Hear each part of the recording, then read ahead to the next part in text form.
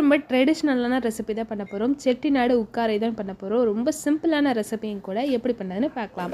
First 1 cup அளவுக்கு பாசிப்பருப்பை நல்லா வறுத்துட்டு நெய் ஊற்றி வறுத்துக்கோங்க. அதை தண்ணி ஊற்றி நல்லா வேக வச்சுக்கோங்க. நீங்கள் குக்கரில் பண்ணிங்கன்னா இதே ப்ராசஸை குக்கரில் பண்ணிக்கோங்க. ஒரு விசில் விட்டு ஒரு 5 நிமிஷம் கூட வேக வச்சு எடுத்துக்கோங்க. நல்லா கொலைய பருப்பு வெந்து கிடைக்கட்டும் நமக்கு.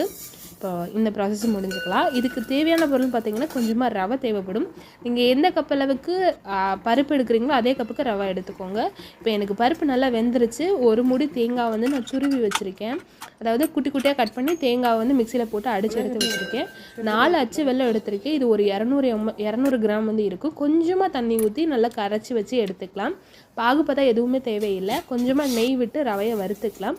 வறுத்த ரவையிலே தேங்காயும் சேர்த்து நல்லா வறுத்துட்டு கொஞ்சமாக அந்த வெள்ளை பாகை வந்து உள்ளே சேர்த்து நல்லா கலந்துக்கோங்க. நல்லா கலந்துட்டு இந்த நெய் மேலே வர்றப்போ நீங்கள் வந்து வேக வச்ச பருப்பு சேர்த்துக்கோங்க.